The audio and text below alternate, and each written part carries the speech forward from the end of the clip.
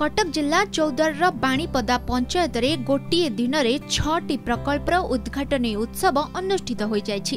कटक चौद्वार विधायक सौभिक विश्वाल मुख्य अतिथि भावे जोगदे प्रथमे पंचायतर देवीनगर ग्रामर प्रवेश द्वार रे निर्मित बिजू पट्टनायक ग्रामीण उद्यान को उद्घाटन करथिले।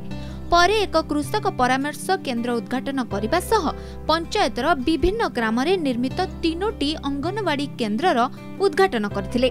परे बाणीपदा श्री जगन्नाथ मंदिर कम्युनिटी सेंटर रे उद्घाटन करथिले।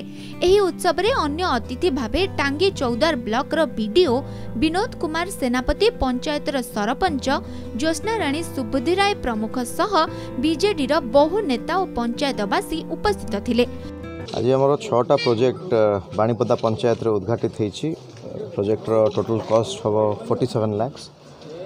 पार्क ठू नहीं अंगनवाड़ी केन्द्र आमर कृषक मान सेंटर ये सब भल भाव उद्घाटन करा बाणीपदा पंचायत ठारे। आमर बाणीपदा पंचायत रे आम संगे समस्त गुरुजन मुरबी माँ माउसी छोट पिला जो पार्क समस्ते छोट पिला नहीं कि गुरुजन मान पर्यंत आज समस्ते अत्यंत खुशी अच्छा।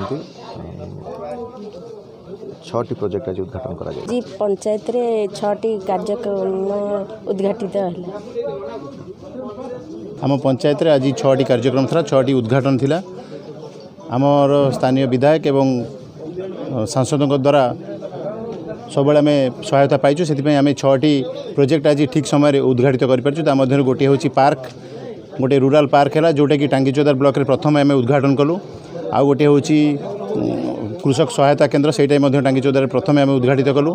एवं आउ 3टी अंगनवाड़ी एवं आम पंचायत रे जो 14टी अंगनवाड़ी केन्द्र एवं कटक जिले में आम गोटे पंचायत श्रेष्ठ पंचायत भावे आम सबुतिक 14टी जाकर अंगनवाड़ी केन्द्र सबुतिक गृह आम संपूर्ण कलु। कटक चौद्वार शरद सुबुद्धि राय, कोणार्क न्यूज।